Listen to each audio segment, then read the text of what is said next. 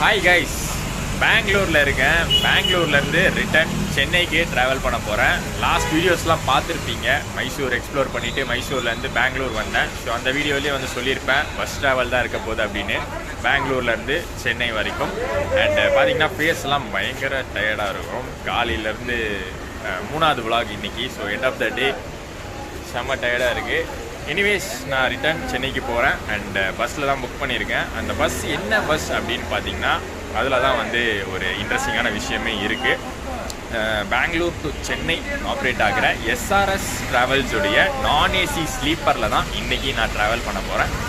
SRS travels பார்த்திங்கன்னா ரொம்ப நாள் கழித்து கோவிடுக்கு அப்புறம் ரிட்டர்ன் ஆகிருக்காங்க. எஸ்பெஷலி அவங்க ஓனருடைய டிமைஸ்க்கு அப்புறம் ஒரு கம்பேக் கொடுத்துருக்காங்க அப்படின்னு தான் சொல்லணும். இங்கே பெங்களூர்லேருந்து தமிழ்நாட்டில் இருக்கிற நிறையா பிளேசஸ்க்கு ஆப்ரேட் பண்ணிகிட்டு இருக்காங்க. ஸோ அதே மாதிரி தான் அவங்களுடைய பெங்களூர் சென்னை சர்வீஸும் இருக்குது. நான் ஏசி ஸ்லீப்பர் சர்வீஸ் ஆப்ரேட் பண்ணிகிட்டு இருக்காங்க.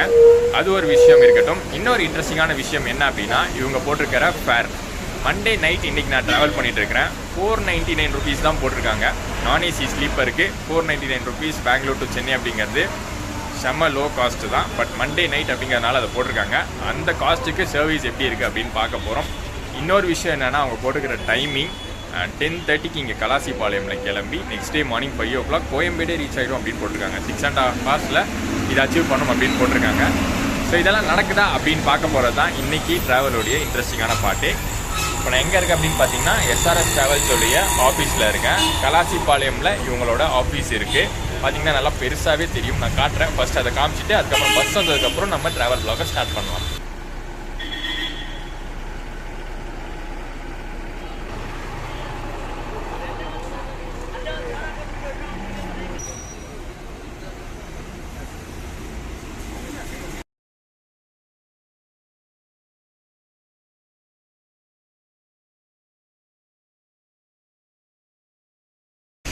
ஃபைனலி பார்த்தீங்கன்னா நம்ம ட்ராவல் பண்ணுற வண்டி வந்தாச்சு. 10:25க்கு இங்கே கலாசிபாளையம் எஸ்ஆர்எஸ் ஆஃபீஸ்க்கு முன்னாடி கொண்டு வந்திருக்காங்க. அந்த பார்சல்லாம் ஏற்றிட்டு வரதுக்கு அவங்களுக்கு டைம் ஆகுது. ஓகே, உள்ளே போகலாம். ஃபஸ்ட் எக்ஸ்டீரியர் ஷாட்ஸ்லாம் காமிச்சிடுறேன்.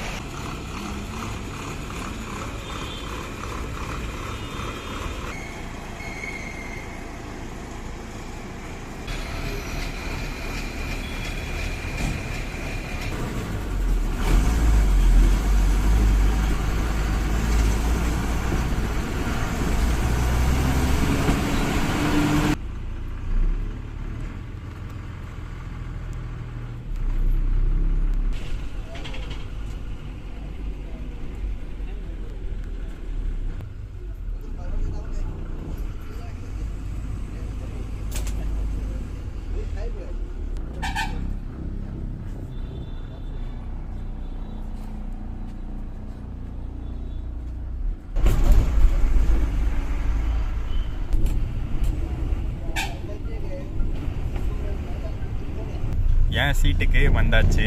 4U அப்பரில் பார்த்தீங்கன்னா செகண்ட் ரோவில் அப்பர் சிங்கிள் புக் பண்ணியிருக்கேன். சிங்கிள் பர்த் தான் புக் பண்ணி இன்றைக்கி வந்து ட்ராவல் பண்ணிகிட்ருக்கேன். அந்த எக்ஸ்டீரியர் ஷாட்ஸ் இன்டீரியர் ஷாட்ஸ்லாம் கொஞ்சமாக தான் காமிச்சிருப்பேன். அதிகமாக எடுக்க முடியல, ஏன்னா பஸ் வந்த உடனே கிளம்பிருச்சு. அதனால் அதிகமாக எடுக்கலை. பட் ஷார்ப்பாக கிளம்பிட்டாங்க. 10:30 டைமிங். அந்த 10:30க்கு ஷார்ப்பாக கலாசிபாளையம்லேருந்து கிளம்பியாச்சு. ஓகே, ஒரு நான் ஏசி ஸ்லீப்பர் வண்டி, எஸ்ஆர்எஸ் ட்ராவல்ஸோடைய நான் ஏசி ஸ்லீப்பர். பழைய வண்டி, P8000 பிரகாஷ் பில்ட் தான். P8000 அப்படிங்கிறது ரொம்ப பழைய வண்டி. பட் இப்போதைக்கு நீட்டாக இருக்குது. ஒன்றும் பெருசாக வந்து குறை சொல்கிற அளவுக்கு இல்லை. அந்த ஃபஸ்ட் இம்ப்ரெஷன் நான் உங்களுக்கு வந்து காட்டுறேன். என்னென்ன அமெனிட்டிஸ்லாம் சீட்டில் கொடுத்துருக்காங்க, எப்படி சீட்லாம் இருக்குது அப்படிங்கிறத காட்டுறேன். ஸோ ஃபஸ்ட்டு பெட்டை பற்றி பார்ப்போம். பெட்டு பார்த்திங்கன்னா ஒரு திக்கான பெட்லாம் இல்லை, ரொம்ப தின்னான பெட் தான் கொடுத்துருக்காங்க. பட் ரொம்ப ஹார்டாலாம் இல்லை, சாஃப்டாக தான் இருக்குது. அப்படியே பெட்டோடு சேர்த்து எலிவேட்டட் பில்லோ ஒன்று இருக்குது. அண்டு பார்த்திங்கன்னா அந்த பெட்டு ஃபுல்லாக கூட கவர் ஆகலை. பர்த்து கொஞ்சம் லைட்டாக கேப்பே இருக்குது. அப்படியே மேலே பார்த்தீங்கன்னா இங்கே பேக் ரெஸ்ட் இருந்திருக்கு போல். இதுதான் பேக் ரெஸ்ட்டு ஆக்சுவலி. ஐயோ, இது கொடுத்துருந்ததும் பேக் ரெஸ்ட் தான் காணாமல் போயிடுச்சோன்னு நினச்சேன். பட் இதுதான் பேக் ரெஸ்ட்டு. நல்லாவே இருக்குது. ஓகே, அண்ட் மேலே கொடுத்துருக்கிறது எதுவுமே வேலை செய்யலை. ரீடிங் லைட் இருக்குது ஆனால் வேலை செய்யலை. சார்ஜிங் பாயிண்ட் இருக்குது ஆனால் எதுவும் வேலை செய்யலை. அதுக்கப்புறம் பார்த்திங்கன்னா இது மொபைல் ஹோல்டரு. அண்ட் கால் கிட்ட பார்த்தீங்கன்னா உங்களுக்கு லக்கேஜ் ஹோல்டரும் வாட்டர் பாட்டில் ஹோல்டரும் ப்ரொவைட் பண்ணிடுறாங்க. அந்த லக்கேஜ் ஹோல்டர் நல்லா பெருசாகவே இருக்குது. ஸோ பெரிய பேக்கே வைக்கலாம். அண்ட் மேலே பார்த்தீங்கன்னா எதுவும் பெருசாக கொடுக்கல, ஏன்னா இது ஒரு நான் ஏசி பஸ் அப்படிங்கிறதுனால ஏசி வென்ட்ஸ் கூட எதுவும் இருக்காது. ஸ்க்ரீன்ஸ் பார்த்திங்கன்னா எல்லோ கலரில் ப்ரொவைட் பண்ணியிருக்காங்க. அந்த ப்ரௌன் பெட்ஷீட்ஸு வித் இந்த எல்லோ கலர் ஸ்க்ரீன்ஸு இதுதான் பார்த்திங்கன்னா எஸ்ஆர்எஸ் ட்ராவல்ஸோட டிப்பிக்கல் இன்டீரியர்ஸு. பார்க்குறதுக்கு நல்லா நீட்டாக தான் இருக்குது. ரொம்ப சூப்பர் அப்படின்னு சொல்ல முடியாது, பட் ஓகே, நீட்டாக இருக்குது ஸ்க்ரீன்ஸ்லாம். எக்ஸ்ட்ரா அமெனிட்டிஸ் எதுவும் ப்ரொவைட் பண்ணல, லைக் அந்த வாட்டர் பாட்டில்லாம் ப்ரொவைட் பண்ணல. அதுக்கப்புறம் நான் ஏசி ஸ்லீப்பர் அப்படிங்கிறனால பெட்ஷீட் ப்ரொவைட் பண்ணல. 499 ருபீஸ் 599 ருபீஸ்க்கு நம்ம அதெல்லாம் வந்து எதிர்பார்க்க முடியாது. என்னை பொறுத்த வரைக்கும் நல்ல டைமிங் மெயின்டைன் பண்ணாலே போதும். இந்த பஸ்ஸோட ஃபேரை பற்றி பார்த்தீங்கன்னா 2 டைப்பாக இருக்குது. டபுள் பர்த்துக்கு ஒரு ஃபேர் போட்டிருக்காங்க, சிங்கிள் பர்த்துக்கு ஒரு ஃபேர் போட்டிருக்காங்க. இன்றைக்கி ஒரு மண்டே நைட் ட்ராவல் பண்ணிகிட்டு இருக்கேன். சிங்கிள் பர்த் தான் நான் புக் பண்ணியிருக்கேன். ஃபேர் பார்த்தீங்கன்னா 599 ருபீஸ். டபுள் பர்த்தில் ஃபேர் பார்த்தீங்கன்னா 499 ருபீஸ். இதுதான் வந்து வீக் டே ஃபேரு, பட் வீக்கெண்டில் கண்டிப்பாக மாறும் இந்த நான் ஏசி ஸ்லீப்பருக்கு. ஸோ இதான் பார்த்தீங்கன்னா நம்ம இன்றைக்கி ட்ராவல் பண்ணிகிட்டு இருக்கிற பஸ்ஸோட இன்டீரியர்ஸ். ஆஹா ஓன்லாம் கண்டிப்பாக இருக்காது. லைட்டிங்ஸ்லாம் பார்த்தீங்கன்னா எதுவும் பெருசாக அவங்க அட்ராக்ட் பண்ணுற மாதிரிலாம் இருக்காது. கீழே வந்து அந்த கார்பெட்ஸ் கூட போட்டிருக்க மாட்டாங்க, மேட்ஸ் கூட போட்டிருக்க மாட்டாங்க. வெறும் டூம் டைப் லைட்டிங் மட்டும்தான் இருக்கும். ஒரு பழைய நான் ஏசி ஸ்லீப்பர், வேறு எதுவும் பெருசாக எதிர்பார்க்க முடியாது. எனக்கு வந்து ரொம்ப மோசமாலாம் தோணலப்பா, ரொம்ப வேர்ஸ்ட் அப்படின்லாம் கிடையாது. அது ஒரு சிலருக்கு மேபி என்ன ப்ரோ இப்படி இருக்குது அப்படின்னு தோணலாம், பட் எனக்கு வந்து இது ஓகேவாக தான் தோணுது.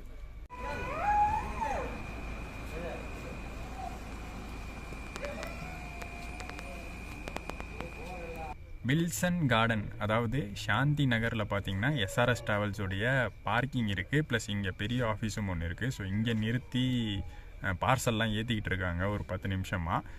லோ காஸ்ட் நான் ஏசி ஸ்லீப்பர்ஸ், நீங்கள் எஸ்ஆர்எஸ் மட்டும் இல்லை, இந்த லோ காஸ்ட் நான் ஏசி ஸ்லீப்பர்ஸ் நீங்கள் எடுத்துக்கிட்டாலும் இந்த ஒரு விஷயத்தை நீங்கள் பொறுத்துக்கிட்டு தான் ஆகணும் அப்படின்னு நினைக்கிறேன். ஏன்னா மோஸ்ட்லி நான் பார்த்த வரைக்கும் மோஸ்ட்டாக இந்த நான் ஏசி ஸ்லீப்பர்ஸ்லாம் மேலே வந்து லக்கேஜ் பார்சல்லாம் ஏற்றுவாங்க. இந்த ஆப்ரேட்டர்ஸ்லாம் பார்த்திங்கன்னா கொஞ்சம் லக்கேஜ் வச்சு தான் மார்ஜின் பார்ப்பாங்க. ஏன்னா பேசஞ்சர்ஸில் வந்து பெருசாக வந்து லாபம் பார்க்க முடியாது. இந்த மாதிரி லோ காஸ்ட் வச்சா 499 599 வச்சா பெருசாக பார்க்க முடியாதுன்னு சொல்லிட்டு லக்கேஜ் அதிகமாக ஏற்றி அதிலேருந்து கொஞ்சம் மார்ஜின் பார்ப்பாங்க. ஸோ அது மட்டும் கொஞ்சம் பொறுத்துக்கிற மாதிரி இருக்கும். பட் அது எதுவும் நம்ம டைமிங் அஃபெக்ட் பண்ணாமல் இருந்தால் நல்லாயிருக்கும்.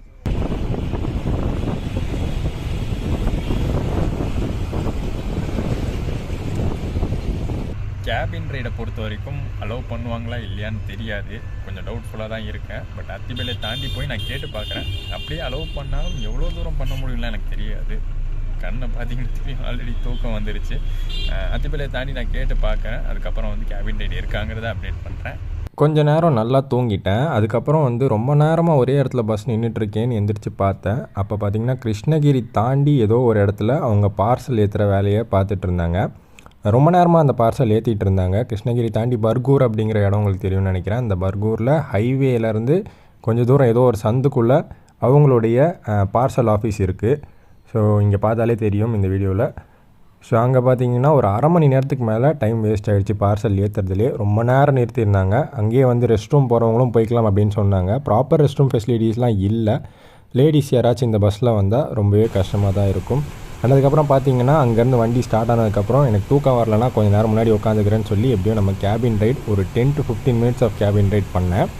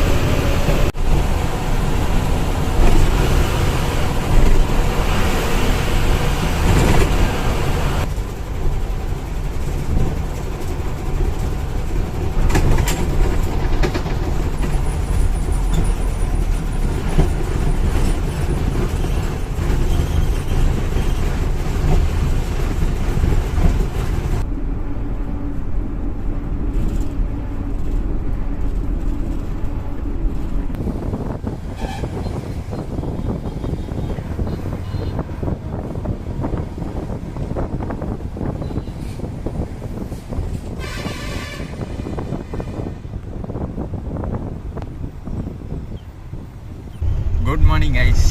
நல்லாவே தெரியும் எனக்கு டைமுக்கெல்லாம் போக மாட்டோம்னே. அது ஓகே, எனிவே நல்லபடியாக சென்னை வந்து சேர்ந்ததே பெரிய விஷயம், அதுவே போதும் அப்படின்ட்டு இருக்குது. வண்டி சூப்பர் கண்டிஷனில் இருக்குது. அதை பற்றிலாம் நான் இறங்கி சொல்கிறேன் கோயம்பேடு வந்தோடனே.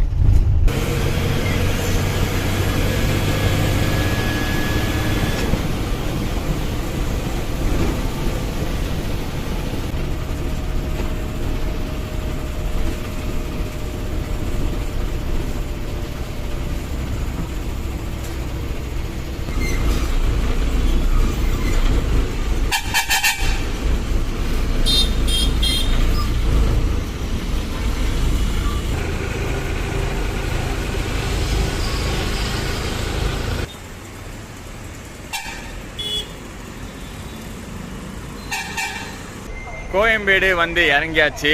சிஎம்பிடி பஸ் ஸ்டாண்ட் ஆப்போசிட் கிடையாது, எஸ்ஆர்எஸ் டிராவல்ஸோடைய ஆஃபீஸ் இருக்குது. இங்கேருந்து ஒரு 500 மீட்டர் டிஸ்டன்ஸில் அவங்க ஆஃபீஸ், பார்சல் ஆஃபீஸ்லாம் இருக்குது. ஸோ அங்கே வந்து ட்ராப் பண்ணிடுவாங்க. அங்கே தான் பஸ் எப்போவுமே நின்றுட்டுருக்கும்.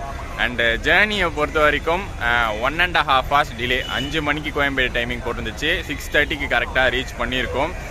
பயங்கரமான பஸ்ஸுங்க அது. எப்படி தான் அதை வச்சு ஓட்டுறாங்கன்னு தெரில. அவ்வளோ குலுங்கலாக இருந்துச்சு, அவ்வளோ நட்டு போல்ட் எல்லாம் அங்கே கல் இருந்துச்சு போல் அந்த பஸ்ஸுக்குள்ளே. அவ்வளோ சத்தமாக இருந்துச்சு. அப்படியே ஒரு ஸ்பீட் பிரேக்கரில் இல்லை ஏற்ற இறக்கத்தில் உங்களுக்கே தெரியும், அந்த ஸ்ரீபெரும்புதூர்லேருந்து சென்னை ரோடு எப்படி இருக்குன்னு. அந்த ரோட்லலாம் ஏற்றி இறக்கும்போது அப்படி ஒரு குலுங்கல் பஸ்ஸு. அப்படியே ஒரு டக்கு டக்கு டக்குன்னு ஏதோ ஒரு சவுண்டு வந்துகிட்டே இருந்துச்சு. நைட்டும் பார்த்தீங்கன்னா கேபின் ரைட்டில் உட்காரும் போதும் அதே மாதிரி தான் ஏதோ ஒரு சவுண்டு வந்துக்கிட்டே இருந்துச்சு. அது ஒரு பழைய பஸ்ஸே வச்சு எப்படி ஓட்டுறாங்கன்னு தெரில. ரொம்ப அன்கம்ஃபர்டபுளான ஒரு ஜேர்னியாக இருந்துச்சு. நான் ஏதோ கொஞ்சம் டயர்டாக இருந்ததுனால தூங்கிட்டேன். மற்றபடி நீங்கள் நார்மலாக இருந்தீங்கன்னா கண்டிப்பாக தூங்கியிருக்க முடியாது, அந்தளவுக்கு ரொம்ப சத்தமாக இருந்துச்சு. அண்ட் டிலேவாகவும் வந்திருக்காங்க. பார்சல் அங்கங்கே நிறுத்தி பார்சல் ஏற்றி அதில் வேறு டிலே ஆகிடுச்சு. ஸோ ஒரு கொஞ்சம் ஒர்ஸ்டான சர்வீஸாக தான் எஸ்ஆர்எஸ் ட்ராவல்ஸ் ப்ரொவைட் பண்ணிகிட்ருக்காங்க இந்த பெங்களூர் டு சென்னை ரூட்டில். சாட்டிஸ்ஃபைடாகவே கண்டிப்பாக கிடையாது. ஒரே ஒரு நல்ல விஷயம், ரேட் ரொம்ப கம்மியாக தராங்க. 499 599 ருபீஸ்க்கு sleeper service Bangalore to Chennai அப்படிங்கிறது தான் ஒரு நல்ல விஷயம். மற்றபடி பார்த்திங்கன்னா எதுவுமே வந்து பெருசாக ப்ளஸ் பாயிண்ட்ஸ் கிடையவே கிடையாது. அந்த பர்த்லேயும் பார்த்திங்கன்னா இந்த பேசிக் கம்யூனிட்டிஸ், சார்ஜிங் பாயிண்ட், லைட் எதுவுமே வேலை செய்யலை. ஸோ இப்படி தான் இருக்குது அந்த நிலமை. ஸோ இந்த சைட் ஆஃப் ஆம்னி பஸ்ஸஸையும் உங்களுக்கு காட்டணும் அப்படிங்கிறதுக்காக தான் இன்றைக்கி நான் எஸ்ஆர்எஸில் ட்ரை பண்ணேன் பெங்களூர் டு சென்னை. ரொம்ப மோசமான ஒரு சர்வீஸாக தான் இருக்குது. இம்ப்ரூவ் பண்ணால் நல்லா இருக்கும். காஸ்ட் கூட ஒரு 100 ருபீஸ் எக்ஸ்ட்ரா வச்சுக்கலாம், பட் இம்ப்ரூவ் பண்ணால் நல்லாயிருக்கும். சர்வீஸ் வைஸ் நல்லா கொடுத்தா அவங்க பேர் எஸ்ஆர்எஸ் அப்படிங்கிற பிராண்டுக்கு அது ஒரு நல்ல பேராக இருக்கும்.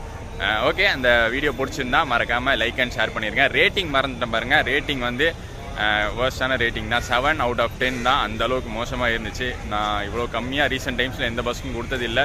பட் இந்த சர்வீஸ் அப்படி அமைஞ்சிருக்கு. சாரி கைஸ், உங்களுக்கு ட்ரை பண்ணி காட்டணும் அப்படிங்கிறதுக்காக தான் நான் இந்த பஸ்ஸை வந்து சூஸ் பண்ணேனே. ஸோ எனிதிங் கான்ட்ரவர்ஷியலாக இருந்தால் கீழே கமெண்ட்ஸில் சொல்லுங்கள். பட் அப்படி எதுவும் இருக்காதுன்னு நினைக்கிறேன். ஏன்னா நான் இருக்கிறத தான் உங்களுக்கு நான் எக்ஸ்பிளைன் பண்ணியிருக்கேன். ஸோ வீடியோ பிடிச்சிருந்தா லைக் பண்ணிவிட்டு ஷேர் பண்ணிடுங்க. நெக்ஸ்ட் ஒரு சூப்பர் ட்ராவல் vlogல உங்களை மீட் பண்ணுறேன். டாடா.